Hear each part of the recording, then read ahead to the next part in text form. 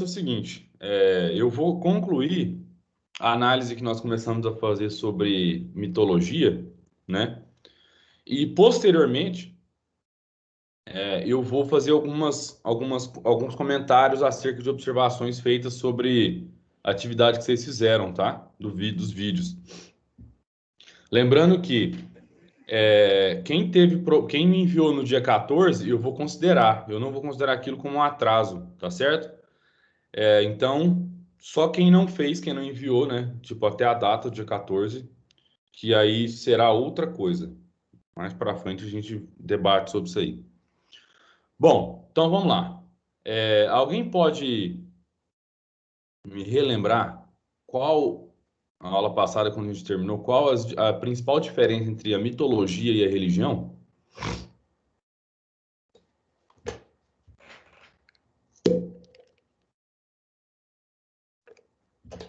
Vamos lá, galera. Amanhã é feriado, vamos ter energia aí. Qual seria a principal diferença entre a mitologia e a religião? Tipo, a religião a gente acredita e a mitologia não muito, a gente não acredita muito. Ó, a Gabriela tá falando então que a religião pressupõe a fé, já a mitologia não necessariamente. O que mais? Alguém mais? A religião segue rituais, né? A mitologia ela é só um discurso. Ótimo, então vamos lá. Ó, a Gabriela falou que a religião pressupõe a fé, a Elisa complementou dizendo que existem rituais, né, que vão caracterizar o comportamento religioso, né, enquanto as mitologias ou os mitos são apenas narrativas, né, que a gente não sabe se existiu de fato ou não. E tem mais uma coisinha, Elisa, que é a questão do preceito moral, né? Ou seja, o que que a religião ela indica que você faça ou modos de agir em determinadas situações. E é isso. Então vocês entenderam bem, tá? Muito obrigado. Pessoal, agora nós vamos falar sobre. Acho que a grande questão seria tipo assim: existem mitos contemporâneos? Alguém ousaria dizer que existem mitos contemporâneos? Quem aqui é o nerd da turma? Vai lá, Renan. Não sou eu, não. Só ia falar que existe sim só pra abrir aquele confronto, sabe? O Renan diz que existe. Quem acha que não existe e quem acha que existe, por quê? Só para a gente começar a reflexão aqui. O que que vocês identificariam como sendo os mitos contemporâneos? Seria os mitos mais antigos. Os mitos mais antigos. Tá, vamos lá. Vamos analisar esse diagrama aqui. Vamos colocar que as mitologias, desde os tempos muito antigos até hoje, elas vão se centrar na história de um personagem, né? Se a gente for analisar os mitos, todos eles, né? Todos eles, existe uma fórmula, vamos dizer assim, né? E essa fórmula é baseada na jornada do herói, na perspectiva do herói, né? E tem um importante mitólogo, ou seja, um rapaz que estuda mitologias, se eu não me engano, Robinson, não sei, eu esqueci. Gabriel, bom dia. Me fugiu o nome agora. Ele propôs, né, digamos, ele propôs uma narrativa geral acerca do mito do herói, da jornada do herói. E olha que curioso, né? Inicialmente, o herói se vê ele não sabe dos poderes, ele não sabe da sua, da sua força, né? E ele se encontra no mundo comum, no mundo ordinário, no mundo real ordinário, né? Eis que ele é chamado a participar de uma aventura. Exatamente, Isabelle. E a gente vai chegar logo mais em algumas narrativas que exemplificam isso que você está falando, né?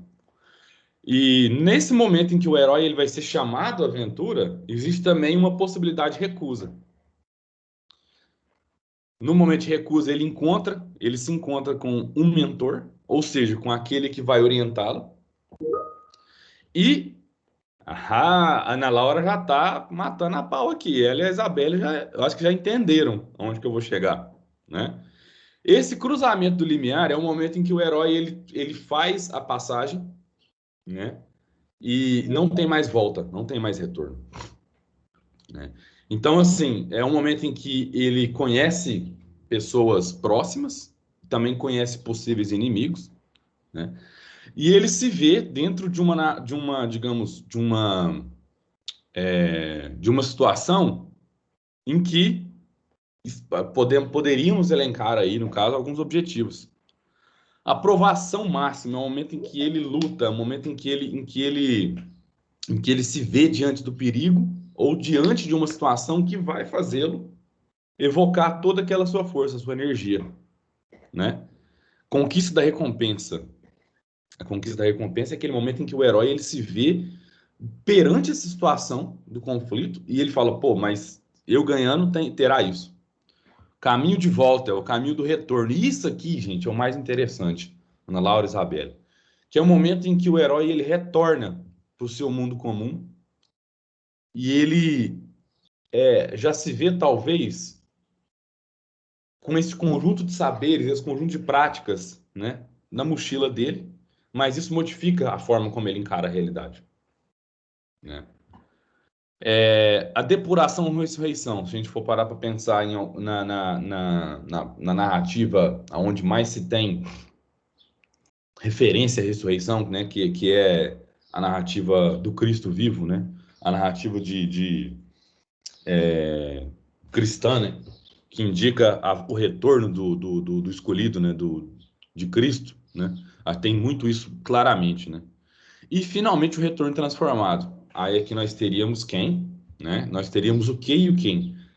Cristo quando ressuscita, né? Ele indica para os seus apóstolos a existência, né, de um mundo outro que esse do mundo comum, né? E é muito curioso que grande parte dessas narrativas de herói elas vão se centrar exatamente nesse ciclo, digamos, nessa jornada cíclica aqui, até o momento em que o herói, transformado pela sua aventura, ele retorna. Aonde nós podemos ver isso? Nós temos aqui duas principais narrativas, né, que foram baseadas, que foram nutridas, né, a partir dessa perspectiva da jornada do herói. Curioso saber que não só, né, Star Wars, quem conhece aqui Star Wars? Ou quem não conhece Star Wars? Ou Guerra nas Estrelas? Acho que todo mundo conhece, né? Impossível não conhecer Star Wars, né? Pois é. Conheço o nome, nunca assisti um filme. Puta que pariu. Ei, Renan. E o mais talvez, a narrativa que mais mexeu com o universo infanto-juvenil, Harry Potter, né? Nós teríamos também quais outras, pessoal? A Ana Laura e a Isabelle já sacaram isso lá atrás, né? Que esses mitos contemporâneos, eles podem estar, de alguma forma, transvestidos nas narrativas cinematográficas. Porque o cinema, de certa forma, ele reivindicou esse modelo. Tudo bem, Guilherme, sem problema, tá? Esse problema de internet todos nós temos, né? Bom dia. Então, assim, o cinema ele acabou reivindicando esse formato dessa narrativa do herói para criar esses roteiros cinematográficos. Quem mais aí poderia me dizer, quem poderia me falar um pouco, quais outros filmes que conhecem, quais outras séries que conhecem que tem essa perspectiva? Percy Jackson. Percy Jackson, quem mais? Senhor dos Anéis, claro. O Senhor dos Anéis, ele é a narrativa, digamos, talvez a maior, né? Que todos esses elementos eles estejam facilmente identificáveis. Não que o Star Wars, Guerra nas Estrelas e o Harry Potter não tenham, né? O que mais? Oi? Game of Thrones pode ser? Gabriela, eu não conheço Game of Thrones, mas Game of Thrones, de certo modo, me parece que ela não só mesclaria essa ideia, mas ao mesmo tempo parece que ela subverte essa concepção. E eu não conheço, eu não posso falar porque eu não conheço, mas se você consegue identificar isso, ótimo. O Luiz está falando The Walking Dead, o João Otávio tá falando God of War. Eu acho que God of War pode ser, né? Porque nós temos ali um anti-herói, né? E todos os filmes da Marvel, da DC, né? Vamos concentrar aí dois heróis que ainda hoje está muito em voga, né? O Homem-Aranha e o Batman, né? Por que que o Homem-Aranha é chamado de anti-herói, né? Porque o Homem-Aranha ele não tem o perfil do herói, ele não tem aquela Eragon, sim, eu já ouvi falar, é um livro, né? Se eu não me engano, né, João? O Homem-Aranha ele não tem como é que eu posso falar? O perfil físico, né? O perfil físico do herói. O Homem-Aranha também ele apresenta diversas inseguranças, né? Enquanto jovem, né? Que, contrariamente, por exemplo, o Super-Homem não apresentaria, né? Então, assim, é curioso ver como, na verdade, essa narrativa da jornada do herói, ela está presente ainda hoje, está presente e nutre diversos roteiros cinematográficos, né? Como bem colocou a Isabela e a Ana Laura, né? Então, assim, a mitologia contemporânea, ela vai dizer respeito a esse modo como esses filmes, essas narrativas cinematográficas, elas vão se embasar no modelo de narrativa do mito. Então, quando a gente fala de mitologia contemporânea, Renan, mitologia contemporânea nada mais é do que esses livros, esses filmes, esses quadrinhos que se baseiam e se basearam no modelo de narrativa do herói grego, não só do herói grego, né? Do herói mitológico, tá certo? Por quê? Pode falar, Renan. Não, entendi. Tá. Ô, professor, então quer dizer, tipo Oi, assim, Rafael. os animes de herói, tipo, o anime, pode ser então um mito contemporâneo? Eu acho que pode. Por exemplo, deixa eu lembrar de um aqui que eu vi recentemente. Mas o único que vem na minha cabeça, Gabriela, mas se você quiser pode falar um pouco mais sobre isso, porque é bom que eu aprenda. O único que eu me tô me lembrando. Pode falar. Tipo assim, tem, tipo assim, não posso falar, tem bastante anime de super-heróis, tipo, tem Boku no Hero, que é tipo, foca mesmo no herói, sabe, que tem poder. Aí, tipo, tem Nanatsu no Taizai, que é mais tipo anti-herói. Eu falo, assim, que eu acho que é anti-herói porque eles matam, né, Uhum. pra conseguir salvar. Então, eu tô pensando, tipo assim, então, se for isso, então eles também são um mito contemporâneo, porque aquilo ali não existe, Sim, entendeu? boa análise, boa análise. Inclusive, quando você falou, eu fui lembrando Tipo, do. Ah, pode falar, Renan. tipo o Dragon Ball também. Se você for ver, É. o Goku, quando foi mandado pra Terra, ele foi mandado pra destruir o planeta. Só Uhum. que chegou lá, ele bateu a cabeça e mudou o pensamento. Ótimo, bem lembrado. Eu ia falar do Cavaleiro do Zodíaco, que é um anime que eu vi Também. quando eu era criança, né? Quando eu era criança e até hoje passa e eu vejo, assim. E é muito baseado nisso, né? Porque, tipo, se for parar a pensar, o momento em que os cavaleiros eles estão em treinamento é exatamente isso, né? Indica isso. Tipo, é eles buscando. Olha, Gabriela, uma coisa que eu vou falar aqui para vocês lembrarem. Eu acho que todas as narrativas de herói contemporâneas, que essas narrativas que fundamentam os quadrinhos, os animes, o cinema, as séries de televisão, elas na verdade centram na ideia de um personagem que desconhece seu próprio poder e que a jornada vai trazer isso à tona. Então eu acho que tipo toda narrativa que se encaixar nesse perfil, ela vai ser de algum modo uma narrativa também contemporânea que resgatam esses mitos antigos, né? E assim, eu usei os exemplos do Guerra nas Estrelas e do Harry Potter, porque eu acho que são dois momentos assim, por mais que sejam distintos, né? Então, Guerra nas Estrelas, o primeiro filme acho que é de 74 ou 77, e o Harry Potter já é um filme que ele estreia mais no depois dos anos 2000, né? E todo uma coisa curiosa é que, tipo assim, todo como é que chama? O elenco do Harry Potter ele foi evoluindo de acordo com a. Foi evoluindo assim, eu falo, cresceram, foram crescendo, né? Ao longo dos 7, 8 filmes, né, que tiveram, né? Assim como também o Rei dos Anéis e por aí vai. No final das contas, eu acho que toda essa narrativa mitológica vai estar presente na narrativa cinematográfica, de anime, de quadrinhos, né? A partir dessa perspectiva, né? Quando uma pessoa, um determinado jovem de uma realidade ordinária comum, ele se vê, na verdade, dentro de uma jornada que ele não espera, né? Aquela jornada inesperada. O Percy Jackson, é claro isso, né? Isso é muito claro. Ele se descobre filho de um deus, né? Então, basicamente é isso, né? Concluindo, então, pessoal, o que nós vamos ter é, primeiramente, e preste atenção nisso, o mito é uma narrativa fantástica, encantada, lembra que a gente viu só aula passada, né? Que organiza, descreve e funda, ou seja, ele fundamenta a realidade ao redor. Tá? Então, essas narrativas míticas elas vão fornecer explicações, elas vão fundamentar a existência dessas realidades. Tá? A religião, por sua vez, não apenas fornece uma explicação acerca do mundo, mas também fornece uma resposta à pergunta: o que devo esperar? E ela também, e eu acho que, consequentemente, ela vai fornecer uma resposta a essa pergunta: como eu devo agir? Pessoal, então prestem bastante atenção nisso. A religião, ela fornece, de certo modo, uma resposta a essa pergunta: o que eu devo esperar? O que me é permitido esperar? Né? Então, basicamente, o que nós teríamos é isso. A grande diferença do mito para a religião é que a religião, ela, de certo modo, tal como, eu acho que religião e mito, né? O que seriam as semelhanças? Tanto mito quanto religião, elas vão organizar essa forma da gente encarar a nossa realidade. Só que a religião, baseada digamos, é, preceitos comportamentais, preceitos morais, ela vai fornecer uma resposta a como devemos agir em determinadas situações e o que a gente deve esperar, né, das entidades ou das divindades em que acreditamos. Basicamente é isso, tá bom? Pessoal, aqui alguma dúvida?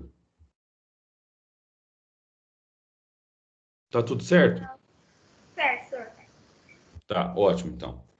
Pessoal, então vamos lá. Eu reuni algumas observações feitas da atividade e, assim, agora é o momento em que a gente tem digamos, acho que não descontrair, mas ficar mais leve, né? Porque, assim, na verdade, eu vou ler algumas coisas que vocês. Aqueles que se identificarem com algumas coisas, pode levantar a mão, pode falar alguma coisa, tá bom? Teve algumas coisas até engraçadas, na verdade. Eu acho que a primeira questão é, tipo, o que significa definir a religião etimologicamente? Pessoal, etimologicamente, eu vou escrever aqui, ó. Opa, eu não estou dando conta de colocar acento. Etimológico significa a raiz do conceito ou da palavra. Etimologia é uma ciência que busca estudar isso, né? É uma ciência linguística, né? Então, definir a religião em termos etimológicos significa definir o que significa a palavra. A palavra religião mesmo, né? E lá vocês viram, né, que uma das explicações possíveis é de reconexão, de religar, né? De buscar esse contato aí com a divindade a partir dessa religação, né? Aí tem um vídeo lá específico em que um cientista da religião ele trata sobre isso, né? Então, definir a religião em termos etimológicos é definir a religião a partir do conceito que as palavras trazem, tá bom? A legitimação de governo através da religião é o que nós chamamos de teocracia. Ou seja, o que significa uma das coisas que foi ressaltada no vídeo, né? É que alguns governos eles buscam de algum modo, né, se utilizar de preceitos morais da religião para angariar votos, para ganhar votos, né? Uma coisa, é um fenômeno certo. Oi, pode falar. Alguém abriu o microfone? Sir, é que o meu Teams acabou caindo e eu entrei novamente na aula. Tá bom, Vinícius, sem problema, porque essa aula também está sendo gravada, tá? Então fica tranquilo. Então, pessoal, legitimação de governo através da religião são os governantes atuais, eles se baseando, se pautando nesses preceitos religiosos para angariar votos, para ganhar votos, né? É uma coisa diferente. Eu gostaria de deixar bastante claro aqui, para a gente tomar bastante cuidado com uma coisa. Vocês já ouviram falar desse termo, teocracia. Quem não ouviu falar de teocracia, eu estou escrevendo aqui o significado. Theo é do grego Deus, ou deuses, né? Cracia é do grego também, que é o governo. Então, a teocracia seria um governo divino, né? Um governo de Deus. O que acontece? Regimes teocráticos no mundo, eles vão existir em sua grande parte no Oriente Médio. E a religião que fundamenta esses governos normalmente é o islamismo, tá? E digamos, são formas de governo legitimadas pela população, ou seja, até onde sabemos, a população escolheu aquilo. Bom, eu não acho que seja esse o caso especificamente, mas para isso a gente precisaria de outra discussão. Mas, enfim, né? Onde nós vemos governos teocráticos? No Oriente Médio. O que acontece aqui no Ocidente, né? Principalmente aqui da Europa para cá? O que passou a acontecer? Alguns governantes, né? No sentido de... No sentido não, mas alguns governantes que, de alguma forma, eles partilham de ideias conservadoras, eles acabaram utilizando da religião para fundamentar uma aproximação dos governos deles com alguns preceitos religiosos, né? Então, assim, isso ocorre no mundo desde mais ou menos a década de 60, 70, né? Nos Estados Unidos, nós tivemos um Ronald Reagan, e os Estados Unidos é um país curioso, porque eu não sei se vocês sabem, mas o presidente que ganha nos Estados Unidos, que ganha nas eleições, ele jura sobre a Bíblia. Isso ainda é uma prática recorrente, né? E fala-se da maior democracia do mundo. E para mim isso é muito claro, que significa que nenhuma pessoa que não seja cristã um dia vai ganhar o governo dos Estados Unidos, vai ganhar a liderança do país, né? Então, esse movimento digamos, de flerte, ou de aproximação com os preceitos religiosos, vem no sentido de fundamentar, ou de legitimar, ou de dar, dar espaço para a religião dentro da sua forma de governar. O que eu estou querendo dizer com isso? Né? Ganhar apoio. Tá? E não significa necessariamente que o governante ele seja um defensor dos preceitos religiosos e por aí vai, né? Mas, na verdade, o que acontece, o movimento que acontece, principalmente no Ocidente, e assim, nós entendemos que a democracia ela deve ser uma forma de governo em que religião e política elas se veem distintas. O que a gente vê, na verdade, é sempre uma tentativa de, talvez, aí, de domínio ou de poluição de uma pela outra. Aqui, ó, outra questão, né? Estou com uma dúvida em como diferenciar aspectos da filosofia e da religião. Eu acho que o pessoal do primeiro Info, aula passada, na semana passada, eles perguntaram isso. Então, assim, se alguém aqui tem alguma dúvida, porque a grande questão era se qual que era a diferença entre filosofia e religião, né? Bom, a religião, como a gente viu, ela, na verdade, ela vai indicar preceitos morais que respondem à pergunta: o que eu devo esperar? A filosofia, na verdade, e eu acho que o mais importante, é uma tentativa racional de compreensão da realidade. Essas são, digamos assim, são as primeiras distinções que nós teríamos entre a filosofia e a religião. Por exemplo, a filosofia estuda a religião. A religião pode utilizar de preceitos filosóficos para entender os conceitos, né? Os conceitos religiosos? Pode, mas são coisas distintas. A filosofia ela é uma forma de explicação, de compreensão racional. E aqui eu estou usando compreensão e não explicação, tá? É um pouco diferente, mas mais para frente a gente vai ver isso. E a religião, ela já, na verdade, tem uma compreensão da realidade mais sobrenatural, tá bom? Isso aqui eu achei curioso.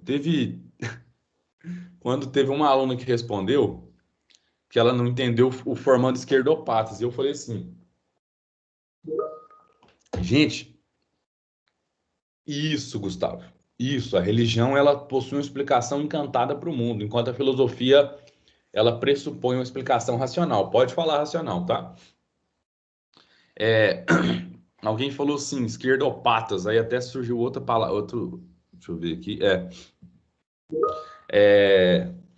como é que fala? Alguém falou assim, que formando esquerdopata. Na verdade, é o vídeo daquele professor de filosofia, o maior, né?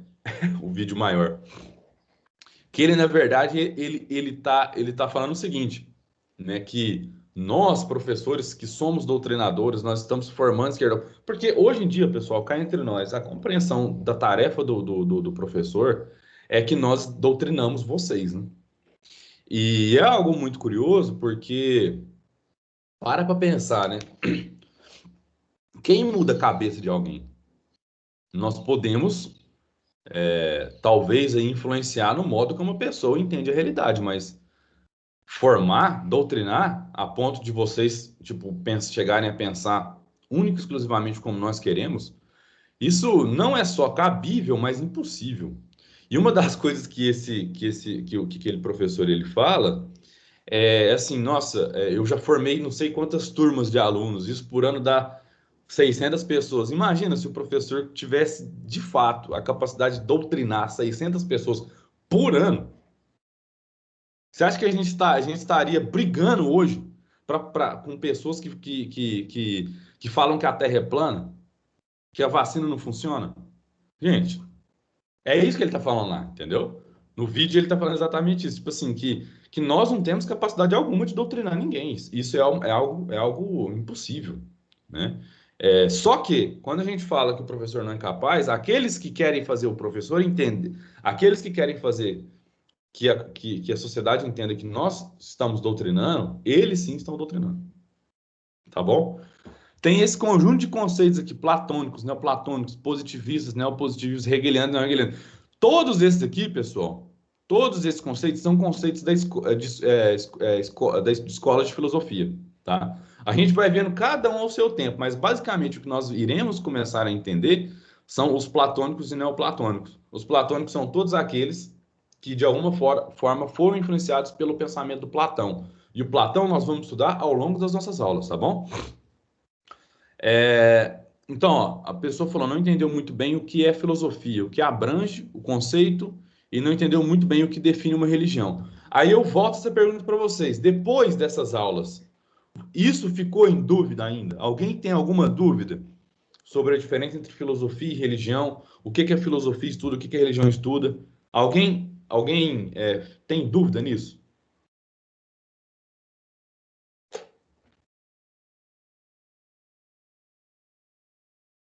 Não? Ninguém tem? Lembrando aqui que o Gustavo falou, né? A forma de explicação da religião sobre o mundo é uma forma encantada. E a filosofia, ela, na verdade, ela inverte isso. Ela vai preferir uma noção mais racional para a compreensão da realidade. Todo mundo entendeu isso?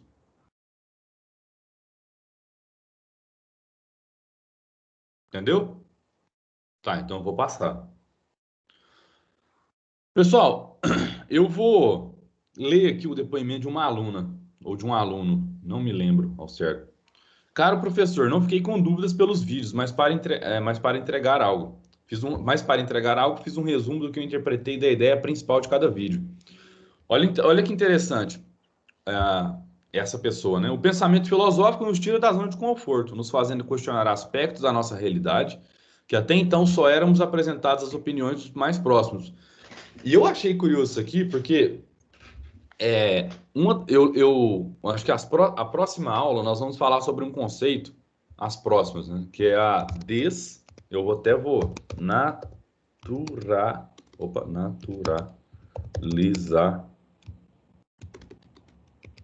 Eu não consegui colocar, como é que chama? Cedilha aqui. Mas, ó, desnaturalização. Faltou um A, ó. Eu vou até apagar isso aqui, porque... Deixa eu ver, que eu escrevi errado. O professor não pode escrever errado. O professor tem que ensinar. Tá certo. Ó, desnaturalização. Então, assim, o que acontece? E, sem querer, essa pessoa entendeu qual que é, digamos, a principal tarefa da filosofia. É nos fazer questionar aquilo que antes, para a gente, era tido como algo normal. É isso. A principal diferença entre a filosofia e a religião é que a religião, ela opera por meio de dogmas, né? Ela opera por meio de respostas encapsuladas. Ela opera por meio de respostas pré-existentes. A filosofia, ela te ensina a questionar isso. É isso. Ó, aí a pessoa continua. A ligação entre religião e filosofia é feita a partir do sofrimento. Isso aqui eu acho interessante. Enquanto a religião procura superação de forma definitiva e crente em algo superior, a filosofia faz o questionamento por meio da lógica e ciência, ao contrário da religião. E em muitas das vezes causando sofrimento por uma vida sem propósito. Ou não. Aí a pessoa própria coloca assim, ou não. Em muitos, uma vida sem propósito dá a sensação de liberdade. Podemos tentar definir a religião como o ato de seguir alguma coisa minuciosamente. Olha que interessante a forma como essa pessoa ela expõe a diferença entre a filosofia e a religião. E essa pessoa ainda fala assim, não, mas porque a religião, pelo menos, ela te dá um conforto. A filosofia te tira o conforto. Mas para algumas pessoas isso é bom. Eu achei sensacional essa explicação. Né? Ficou Achei muito bonito. Oi? Ficou muito bom. Então, eu achei sensacional isso aqui, tá? Não sei se é de vocês que escreveram isso, tal, mas eu achei assim fenomenal, porque de fato no retirar esse significado pré-existente, retirando essa forma de compreensão da realidade pré-existente que a filosofia opera. E aqui, né, ela chama de sofrimento. Mais um filósofo francês chamado Sartre, ele vai falar da angústia. Opa, de novo, angústia. E a angústia é exatamente esse sentimento de se deparar que não existe nada pré-definido. Vocês entenderam?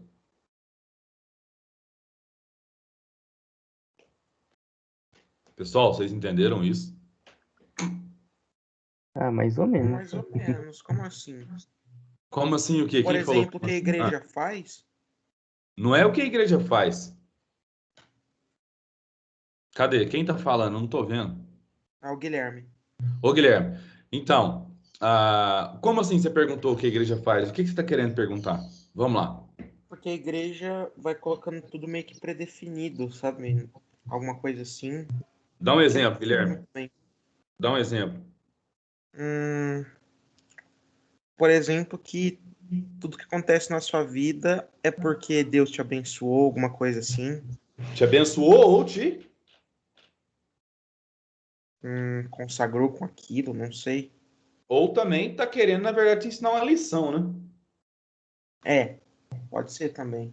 Guilherme, fica aí. Não desliga, não. Não desliga o microfone, não. Fica aí. Vou te fazer uma pergunta.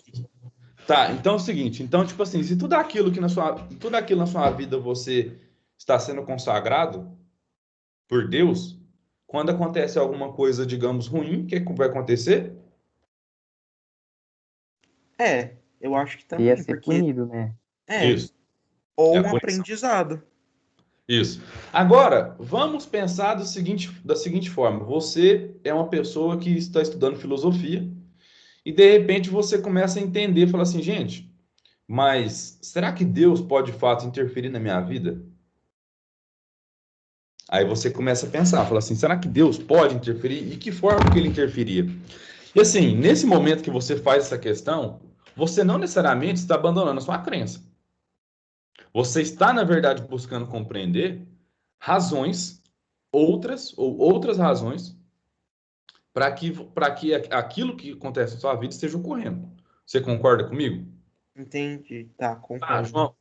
João, daqui a pouco, só terminar aqui, aí eu já te dou a palavra. Então, Guilherme, o que acontece?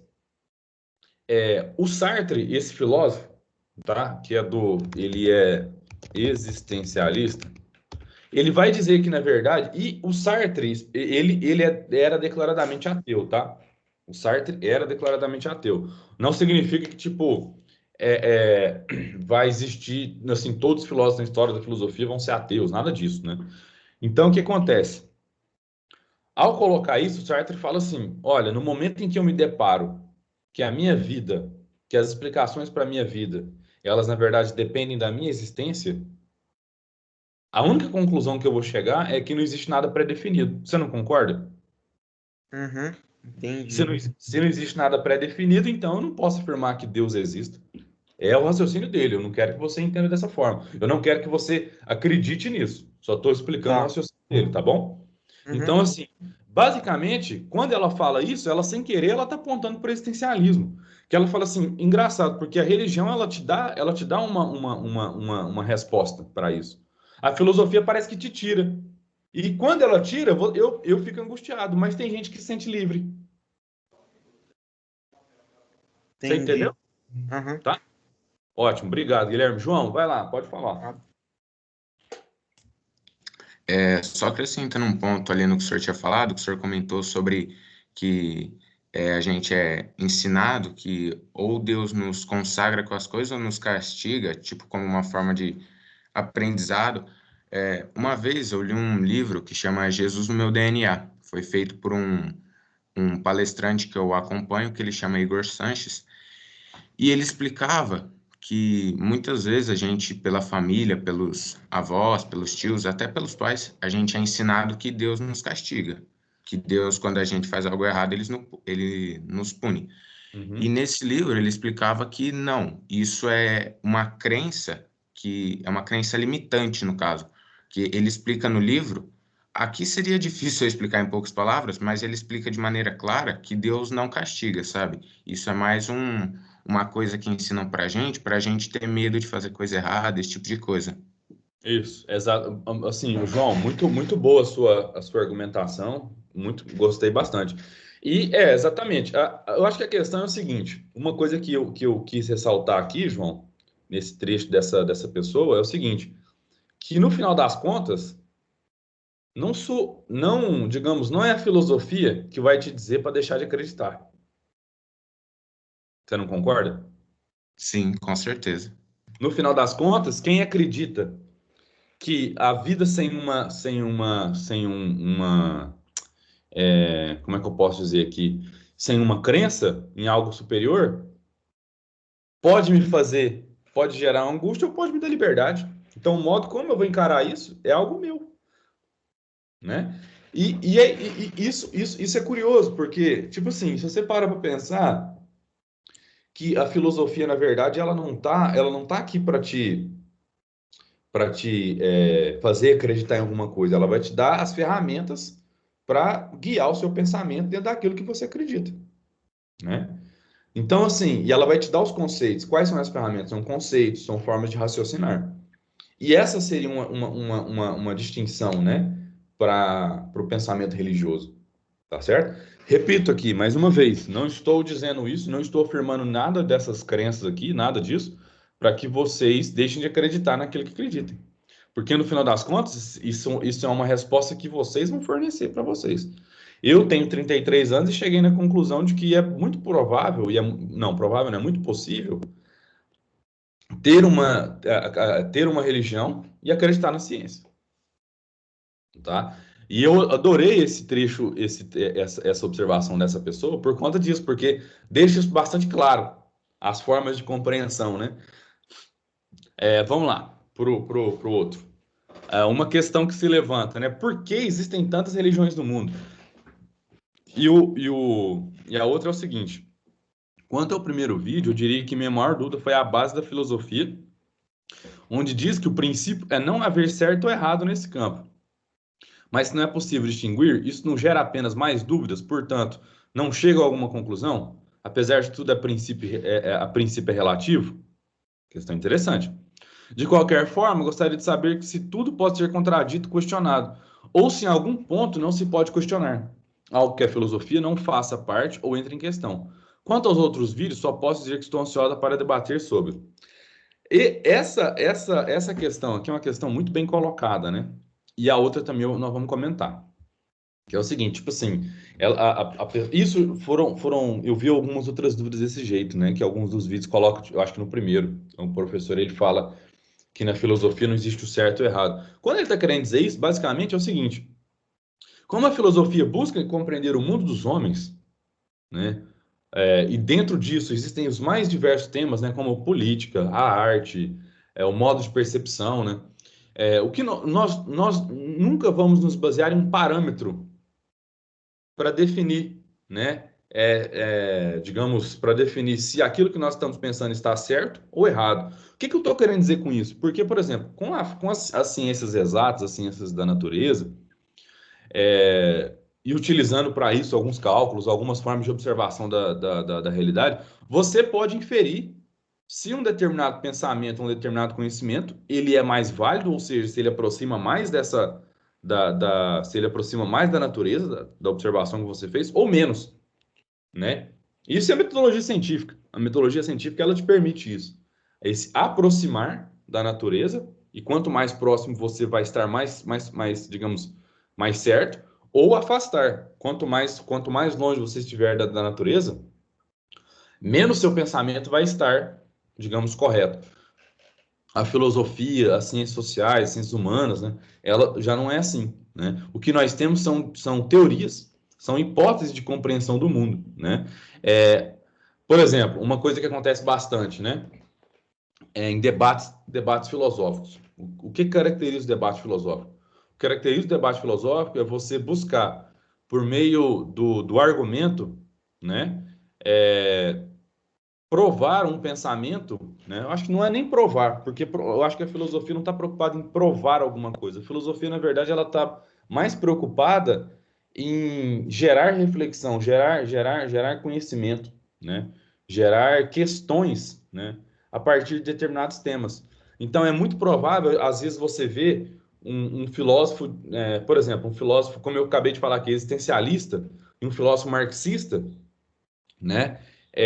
Entrando em acordos em alguns aspectos e desacordos em outros.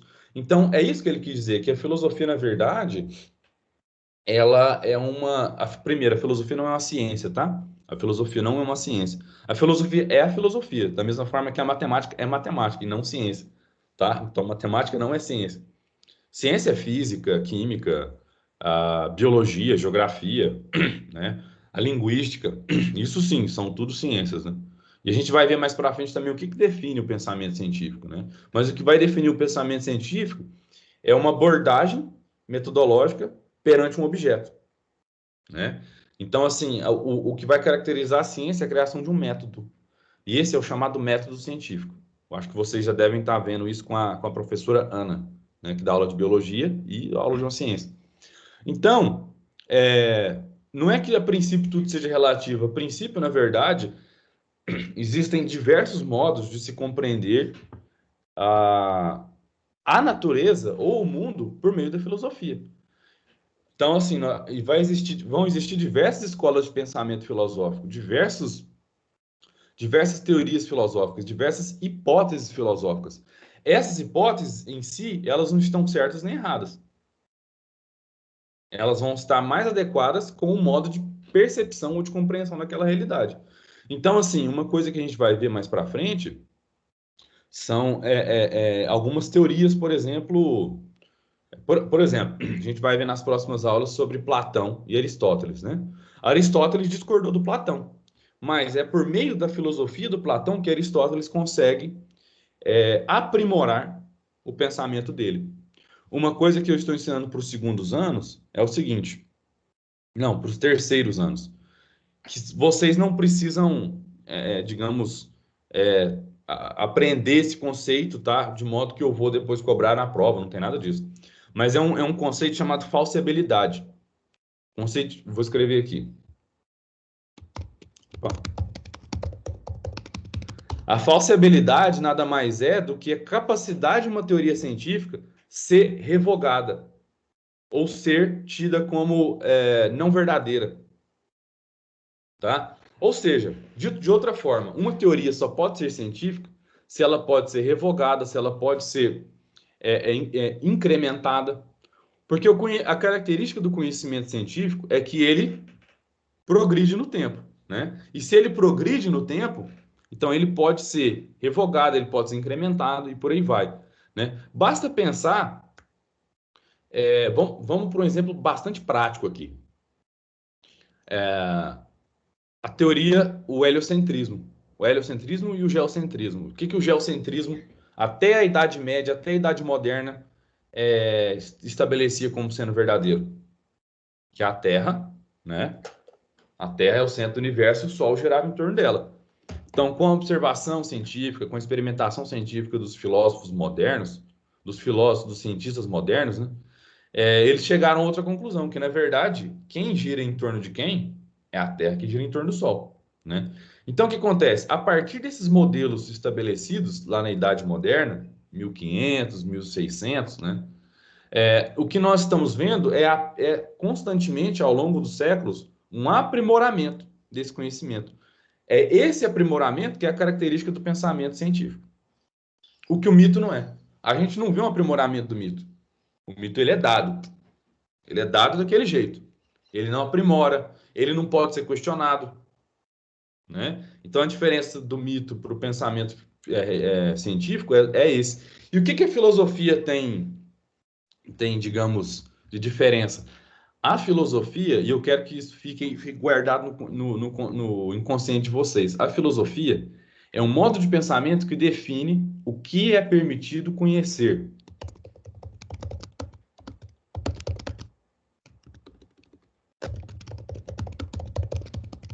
Olha, reparem isso. A filosofia, ela vai estabelecer, na verdade, os limites do conhecimento humano. A filosofia vai estabelecer aquilo que é permitido que eu conheça. Lembra que a religião ela permite uma resposta à seguinte pergunta: o que devo esperar? A filosofia ela vai fornecer uma resposta àquilo o que é permitido conhecer. É por isso que a filosofia é importante para o trabalho do cientista, porque a filosofia ela vai delimitar o objeto do conhecimento da ciência. Ó, vou escrever isso.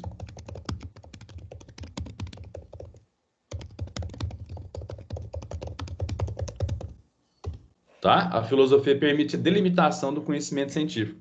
Vocês entenderam isso, pessoal? Sim. Todo mundo entendeu? Obrigado, Gabriela. Tá? Isso aqui é um assunto que a gente vai debater nas próximas aulas. E essa outra questão aqui, alguém poderia me responder por que existiria, então, tantas religiões no mundo? Alguém sabe que gostaria de fazer algum comentário sobre isso?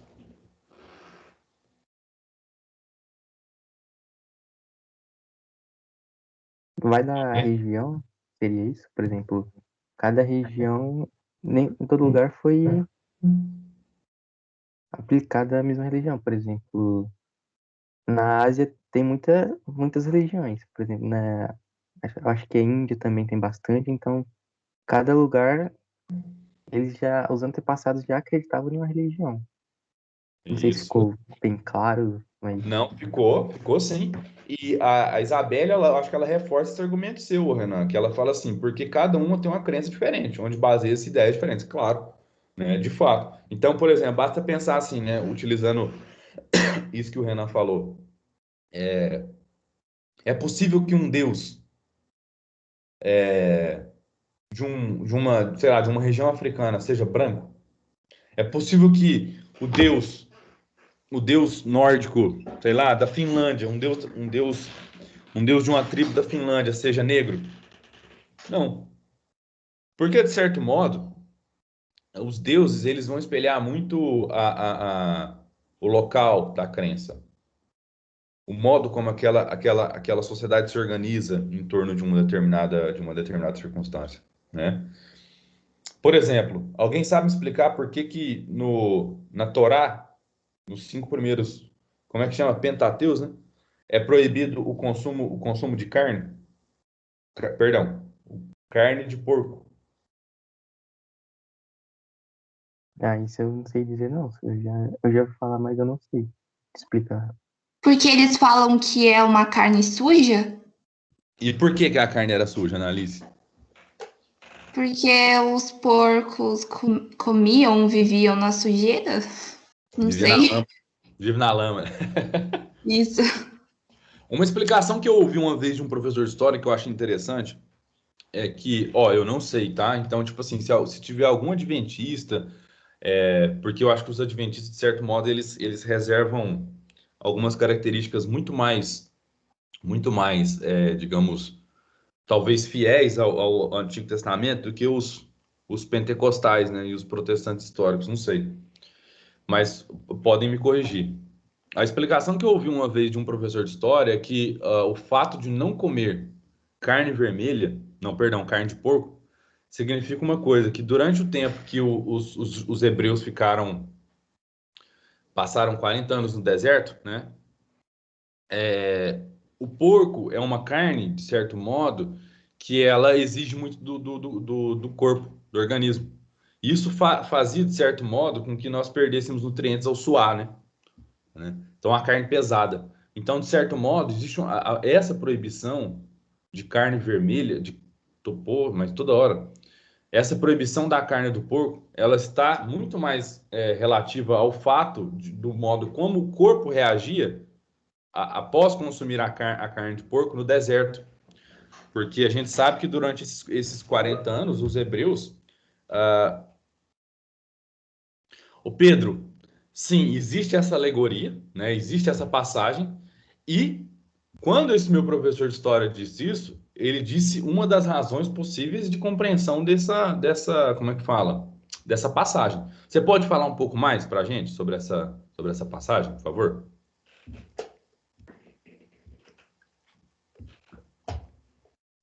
E, inclusive, eu acho curioso, porque, tipo assim, existe muita... existe também outra explicação fornecida dessa mesma, né? Tipo, da questão do... Tá, tudo bem, pode escrever, Pedro, sem problema. Existe outra que é a circuncisão, né? Que a circuncisão também era uma, como é que fala? Era um modo, né, de se ficar limpo, né? Bom, vocês sabem o que é circuncisão, né? Eu não vou explicar aqui, não. Que a circuncisão era um modo dos homens, dos meninos, ficarem limpos nos desertos também, né? Enfim, existe possível... O que eu estou querendo dizer no final das contas é que existem possíveis explicações para essas proibições, né? Essas explicações, elas não vão ser só restritas às religiões judaico-cristãs, mas a outras religiões ao longo do mundo. No final das contas, né, sendo verdade ou não, isso que me foi falado, né, traz aqui para a gente um pouco da reflexão em torno de como essas práticas religiosas elas estão fundamentadas, elas estão contextualizadas num determinado contexto sociocultural histórico, né? E isso é interessante, né? Eu acho esse aspecto da religião bem interessante, porque na verdade ela reflete o modo como essas pessoas, essas antigas pessoas, elas reagiram, né? E o Pedro aqui está dando outra explicação, né? Que tem uma passagem bíblica em que diz que os porcos foram possuídos, né? Então, assim, existem essas explicações para determinados fatos que ocorrem nessas religiões e que normalmente esses fatos eles vão estar contextualizados eles vão estar contextualizados no momento histórico, social e por aí vai. Então, o Pedro está explicando, pessoal, Jesus chegou em uma cidade, tinha alguns jovens possuídos, Jesus expulsou o demônio e eles pediram permissão para Jesus possuir os porcos. Os porcos possuídos foram para um penhasco e se mataram. O Pedro, então se é Jesus, isso aqui é Novo Testamento, né? Então isso aqui já é uma narrativa bem posterior àquela lá do Êxodo e tal. E outra, Jesus, como Jesus aparece no Novo Testamento, Jesus então ele não é uma figura, de certo modo, reverenciada pelos judeus, né? Hoje os cristãos, ou seja, aqueles que acreditam em Cristo, eles não têm essa proibição. Bom, eu acho, né? Agora fica a minha dúvida. Se existe alguma igreja cristã, ou seja, que tem a crença em Cristo, que não come porco, da mesma forma que os judeus não comem. Isso eu não sei. Isso eu não saberia te falar. Mas uma dessas explicações para não consumo de carne de porco digamos, no Antigo Testamento, né? Era que os porcos são animais imundos, tal, essa coisa toda. Mas uma possível explicação também era que a carne de porco ela demandava muita energia do corpo, né? E naquele momento que eles estavam passando pelos desertos, eles precisavam, na verdade, de algo talvez mais leve, tá? Pedro, muito obrigado pela explicação.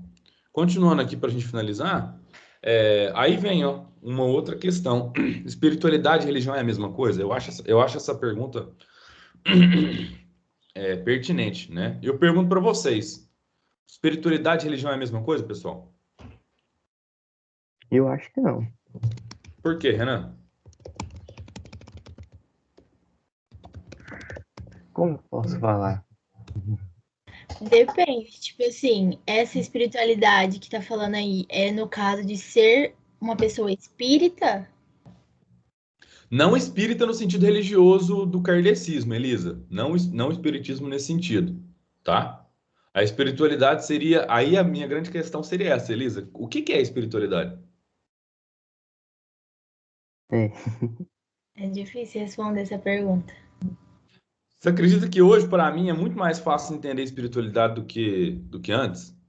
Aí eu posso fornecer até uma resposta minha, assim, como eu encaro, tá? Mas é uma visão minha. A espiritualidade, na verdade, eu acho que ela poderia ser encarada como essa possibilidade da crença em algo que você julga existir.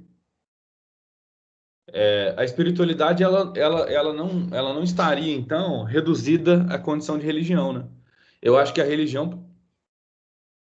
Vai lá, Pedro, pode escrever aí, por favor, tá? Agradeço muito a pesquisa que você fez. Coloca aqui pra gente. Ô, professor, posso falar o que eu Oi? acho mais ou menos assim que seja? Pode, Guilherme. Aqui, na verdade, esse momento é isso, é que a gente possa debater junto essas dúvidas que surgiram, que ocorreram a vocês. Vai lá, pode falar. Eu acho que assim, eu acho que religião crê em algo fixo. Não em Deus, porque todas as religiões acreditam em Deus, mas em algo fixo eu falo assim, o jeito de acreditar, né? Por exemplo, os católicos e os crentes, né? Por mais que são religiões diferentes, a ideia é mais ou menos a mesma. É tudo mais ou menos parecido, né? Eles leem as passagens da Bíblia e vão tirando os ensinamentos em cima disso, vão colocando o que eles acham que Deus é, o que eles acham que Deus faz. E a espiritualidade, eu acho que é mais ou menos a mesma coisa que a religiosidade, que é você crer em Deus, não você ter um jeito de acreditar. Isso! Nossa, Guilherme, muito bom. Então, ó, o que o Guilherme falou, espiritualidade, ela talvez ela está mais alinhada com a ideia de... Nossa, Guilherme, muito bacana essa explicação. Ela está alinhada com a crença, mas não um jeito específico de acreditar, né? Não é isso, Guilherme, que você falou? Isso. Escreve aqui pra gente, ó, aqui no chat, por favor. Eu vejo, assim, hoje em dia, que quando a gente está falando da espiritualidade, a gente está em comunhão com alguma coisa é, que é possível de acreditar, que é, digamos, às vezes, e uma coisa. Gente, assim, eu não estou citando nomes, tá? Mas eu estou falando a partir do formulário que está chegando para mim. Sabe o que eu reparei? Eu reparei algumas coisas curiosas. Uma delas é que tem muitas pessoas que têm religiões definidas, mas elas têm curiosidade com outras religiões. E isso é curioso, porque, tipo assim, às vezes a gente, assim, como a gente já nasce num mundo. E tem gente que não tem, né? Tem gente que não tem essa curiosidade, né? Tem gente que está muito satisfeito na sua religião, e eu acho ambas as coisas muito bacanas, tá? Mas, assim, falando especificamente desse pessoal que tem curiosidade com outras religiões, de conhecer outras religiões, mas tendo uma religião definida, isso me leva a acreditar que, às vezes, o modo como a religião é colocado sobre nós, é meio que uma imposição, né? De cima para baixo sempre, né? Pode ser da nossa família, pode ser de amigos, tal. Eu lembro que em 2005, 2004, 2005, eu tinha 16 anos, mais ou menos, 15, 16 anos. Eu tinha alguns amigos que frequentavam a igreja presbiteriana e eu comecei a frequentar, né? Mas eu nunca. E eu lembro de ocasiões em que eu via alguns desses amigos da igreja, eles ajoelhados no chão, choravam, né? Que eles choravam. E eu sempre achei aquilo bonito e sempre me questionei: será que eu nunca vou passar por isso? E de fato, eu nunca tive uma. Eu nunca tive a experiência religiosa digamos, em sua máxima potência dentro de uma igreja cristã. E tem gente que tem, né?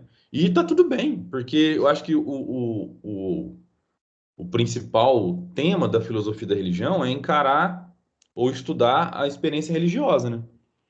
E a gente tem que entender que a experiência religiosa ela acontece de diversos modos, né? Tem gente que vai ter uma experiência religiosa aplaudindo o pôr do sol. Tem gente que vai ter, digamos, uma experiência religiosa meditando, né? E por aí vai. Então, eu não estou falando da qualidade da experiência religiosa, porque eu acho que ela é válida em todos os níveis. O que eu estou querendo dizer é que eu, Anésio, professor de vocês, não tinha. E eu fui a ter uma experiência, eu comecei a perceber que eu tinha essas experiências mais intensas em outros lugares, né? Eu comecei lá o primeiro local onde é que eu tive uma experiência muito profunda, muito forte, foi num centro espírita kardecista, né? Eu chorei, assim, eu perdi o controle, eu chorei. E depois, né, na minha religião, assim. Então, tem gente que tem essa experiência religiosa dentro da igreja, do templo deles, tá bem com isso, tá feliz. Agora, tem gente que não encontra, né? E às vezes, por não encontrar, você acha que isso não existe. É a mesma coisa da ideia do amor, né? Ah, eu não encontrei o grande amor da minha vida, então o amor não existe, né? Os jovens pensam desse jeito, né? E, e não é bem assim, na verdade, a experiência fornecida pela religião, da mesma forma que a experiência fornecida pelo amor, ela vai ser variável de caso para caso, mas que ela existe, né? E eu acredito muito nisso, assim. Então, eu acho que a espiritualidade, na verdade, eu acho que o Guilherme colocou muito bem, né? A espiritualidade, eu acho que é a possibilidade da crença, né? Em alguma coisa que às vezes a gente não sabe. Mas ela não tem um jeito específico de ser. Eu concordo. Assim, eu poderia colocar é uma crença sem forma, talvez.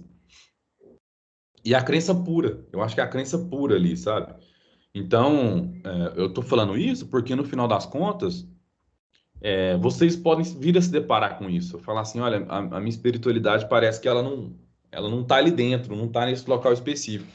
E tá tudo bem, gente, tá tudo bem. Mas eu aconselho que vocês não se rebelem contra os pais, a família de vocês, porque eu acho que às vezes a gente demora um tempo ainda para entender, para desenvolver o respeito, mesmo por essas situações em que somos colocados, né? Eu acho que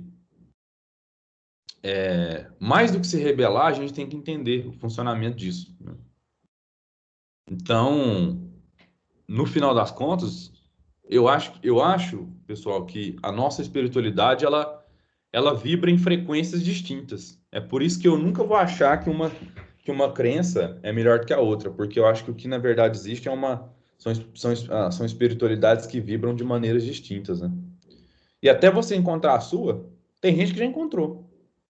Glória, né? Maravilhoso. Até você encontrar a sua pode demorar, né? Às vezes você nunca vai encontrar e tá tudo certo. Bom, pessoal, eu acho que a gente tem que acabar a aula aqui, porque já vai dar 9 horas. Alguém tem alguma dúvida? Alguém quer falar alguma coisa para finalizar aqui?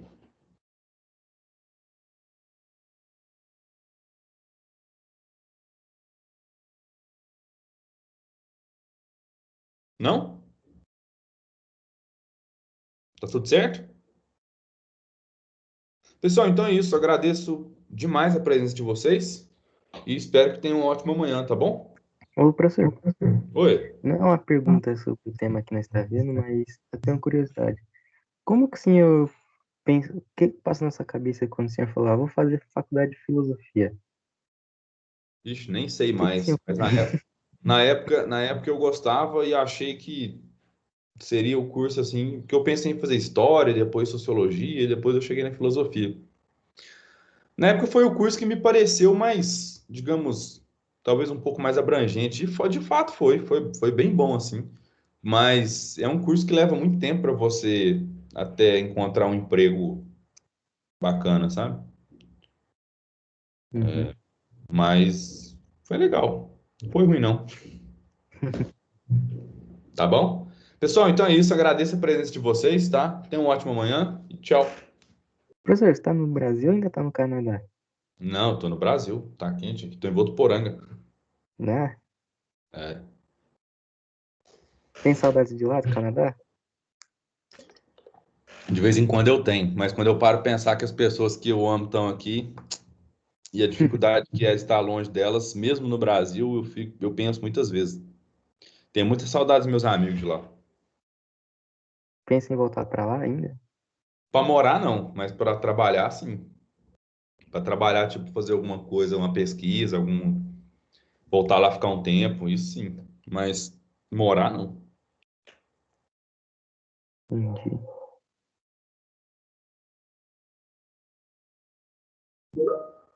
Tchau, pessoal. Ótima manhã, tá? Fiquem bem aí todos. Tchau.